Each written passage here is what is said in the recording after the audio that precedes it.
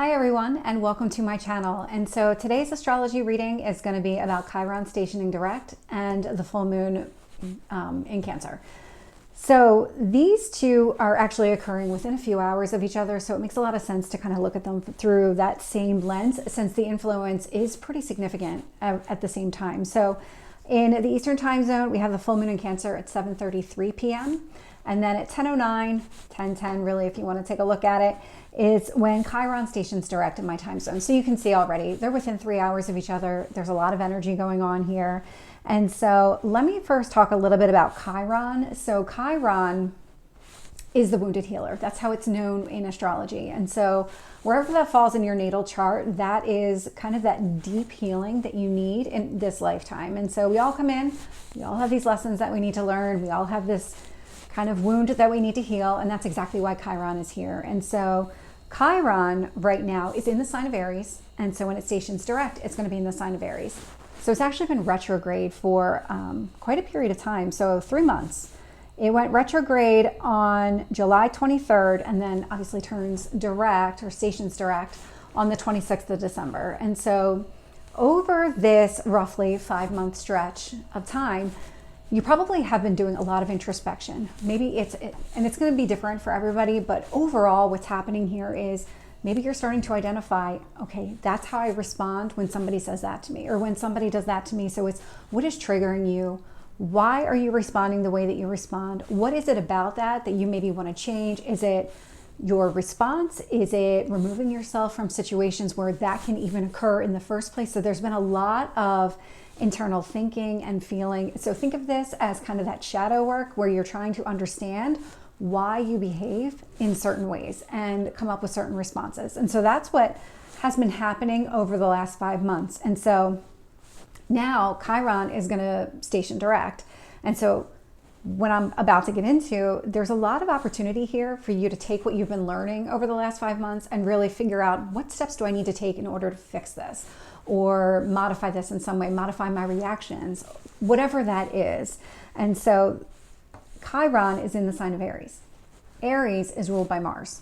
What does that mean? So Mars is the planet of action.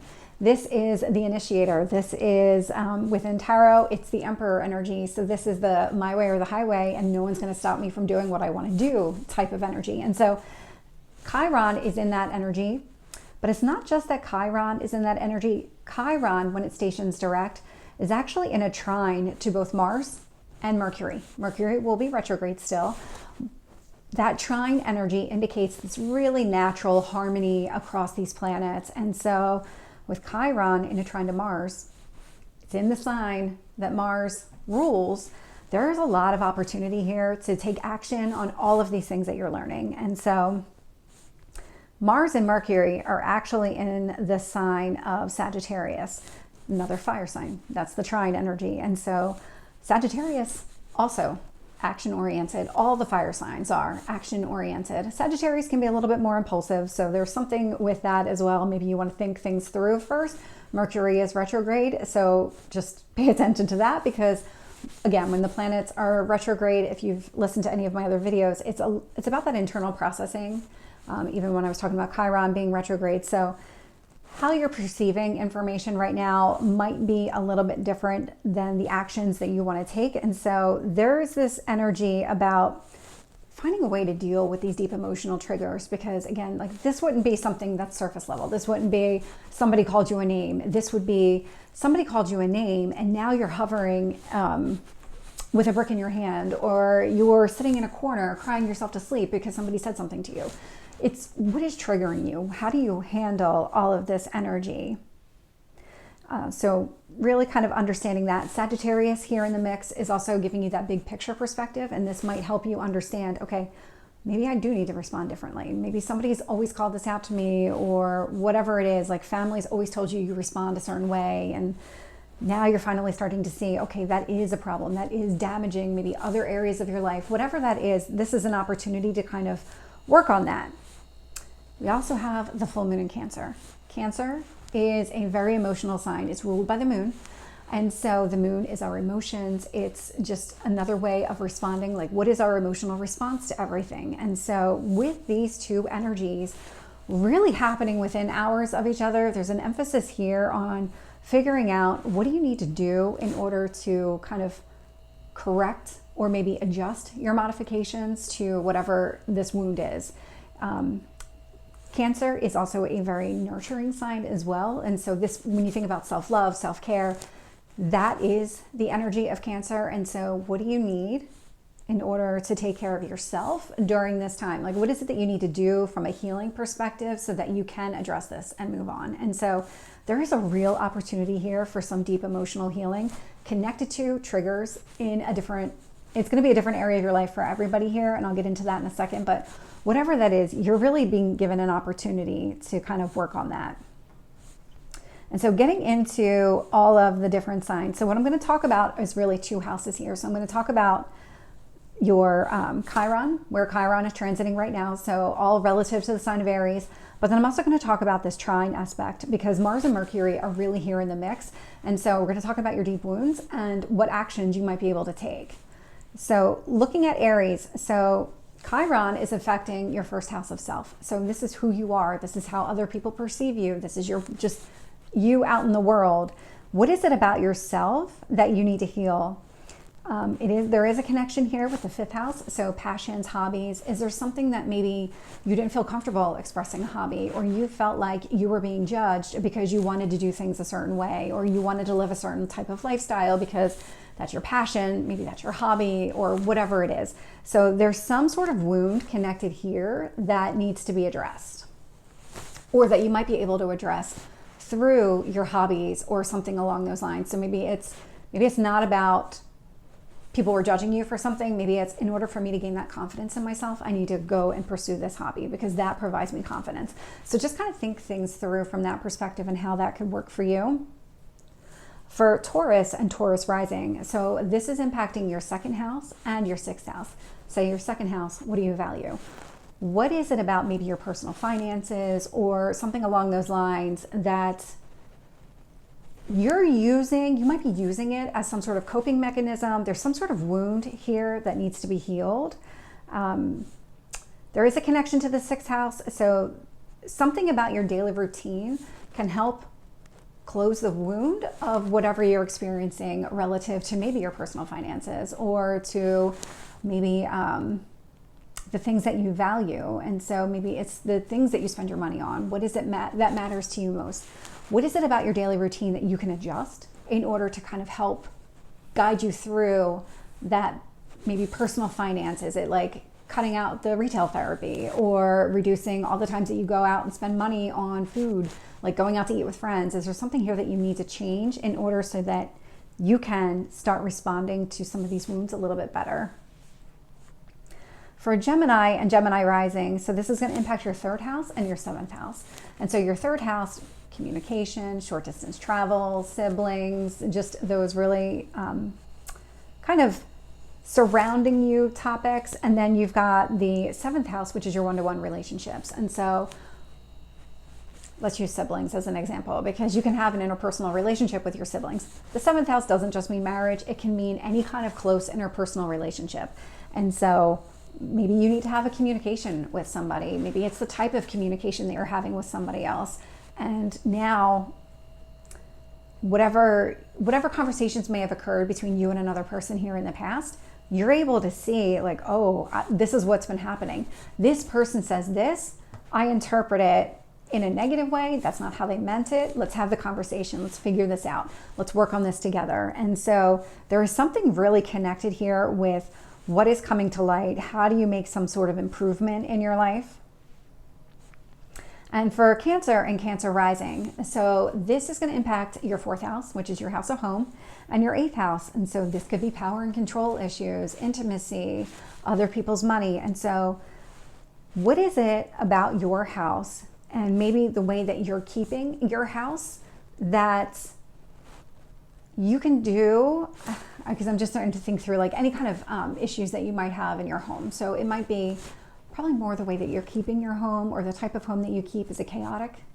Is it very quiet? Is it like maybe OCD neat? Because for you, that's a response. That's a coping mechanism for something that you've been through before. And so the way that you live is often shaped by what you went through as a child, which is also part of this fourth house energy. And so what is it about maybe some sort of intimacy issues or something along those lines that may be triggering you, but it can also help you at the same time? So it might be being open to changing that, or understanding why you respond a certain way. Why does everything have to be exactly where it's supposed to be? Or why is it that you have that one room that you just close the door? You just leave it a mess, you just close the door.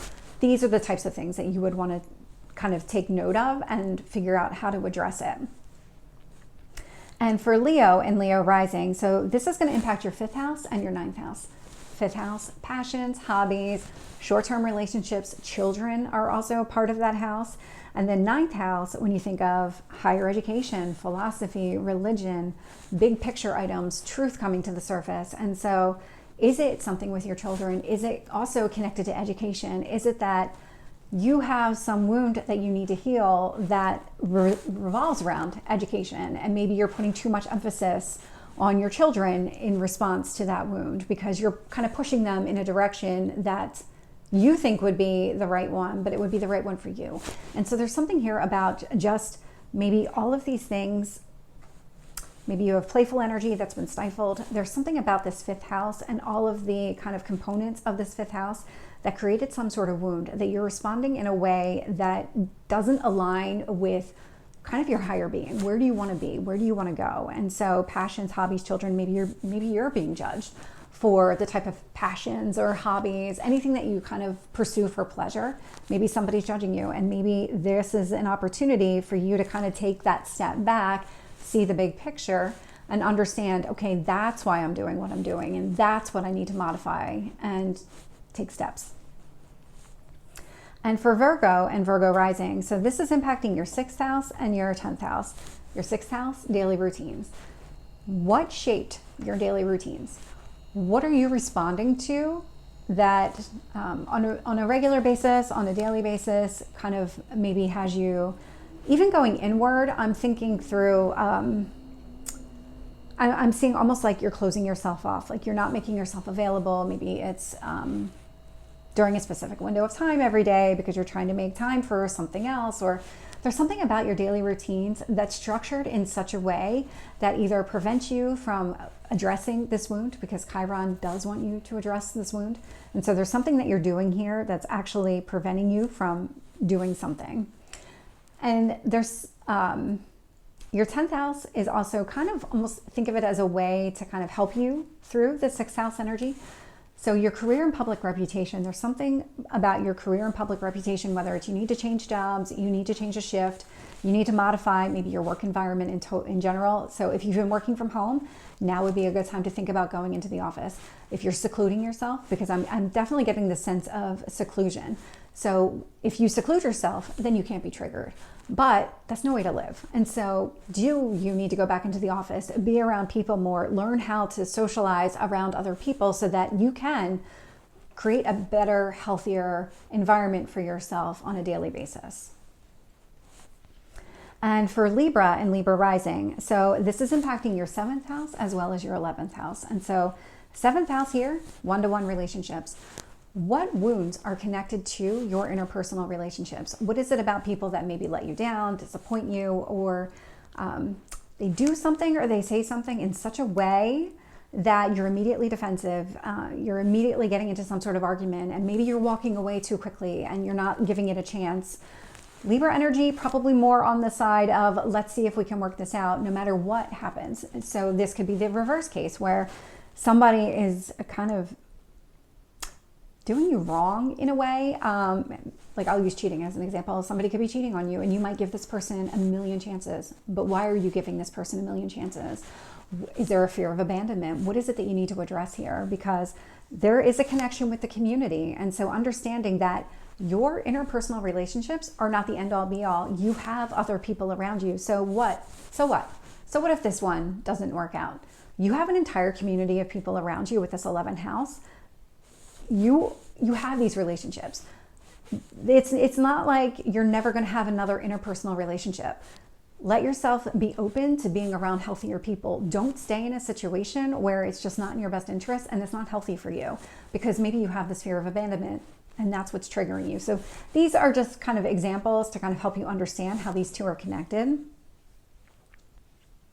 And for Scorpio and Scorpio rising, and so what's really interesting to me is that these are kind of those death houses.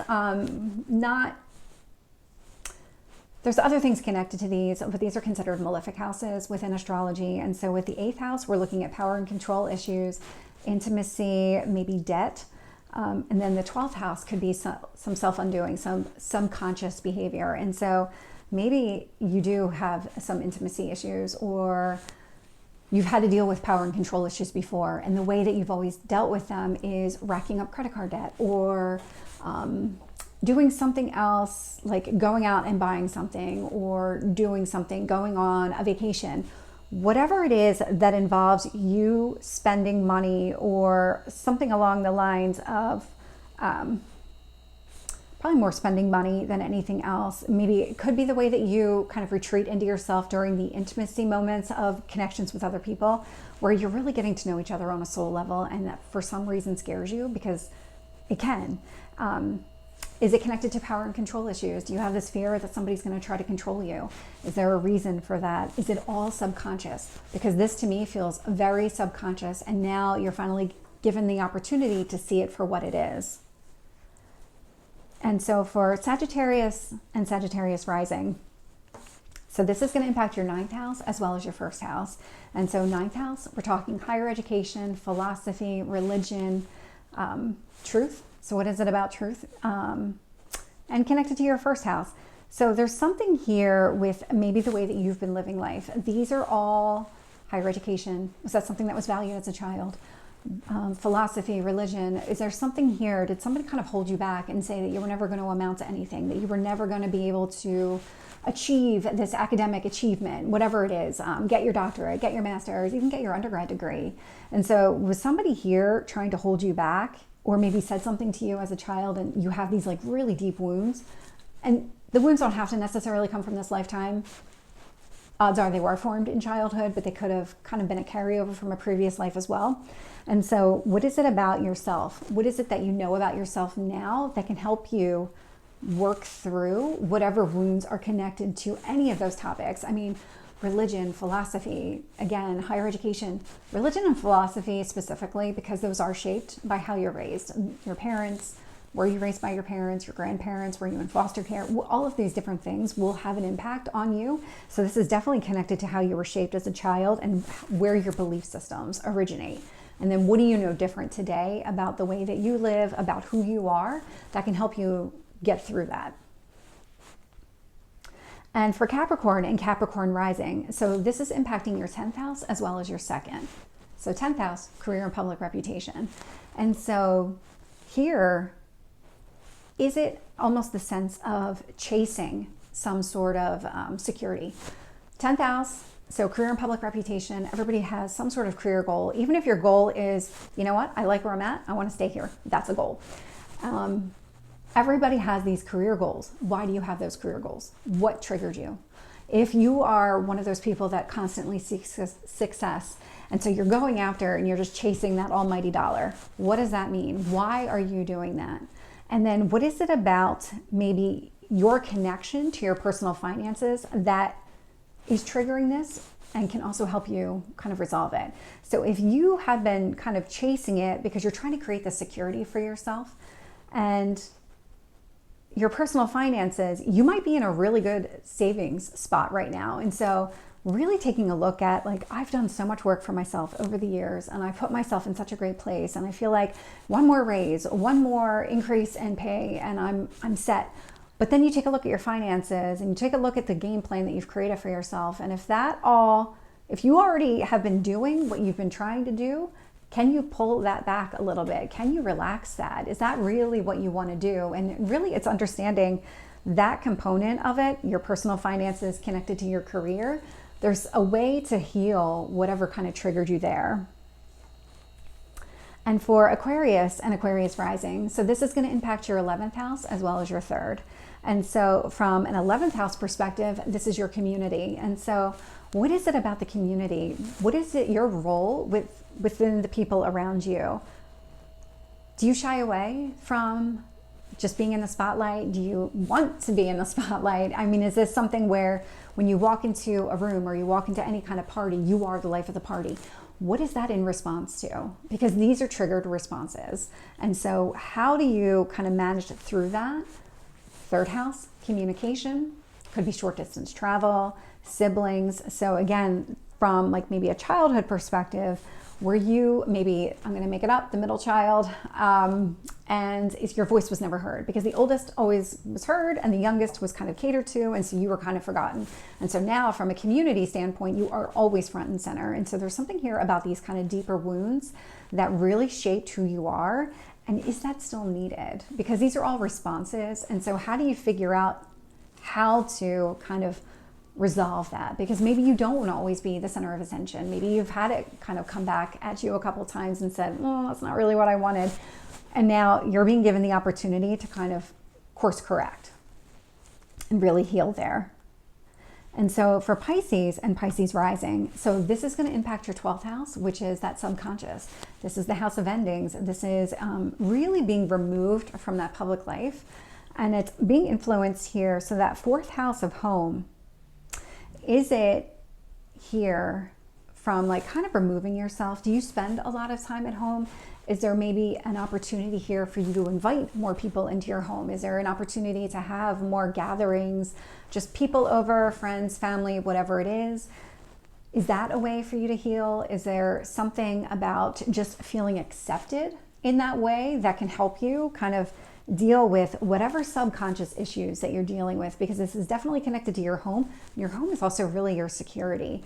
And so there is a way to take whatever home life you've created for yourself and use that to your advantage. I mean, you created it for a reason. There's something here that feels very calming and rewarding about it. No matter what circumstances you're in, there's something, you're always going to try and make the best of those circumstances. So how do you use that to your advantage here and maybe kind of help yourself heal from whatever subconscious issues are kind of really buried deep here? So this is the reading for Chiron and for the full moon in Cancer. So Chiron stationing direct, the full moon in Cancer. And so I have a couple more readings for the year, but then what I was thinking of doing is actually kind of taking the entire month, plotting it out for every sign. So kind of where I'm doing it here a little bit at a time, really trying to take it and plot it out and see what is the storyline for each sign for the entire month. So stay tuned for that. So this is going to be modifying a little bit, bear with me. Anyway, I hope that you're having a great holiday and I will see you soon. Take care.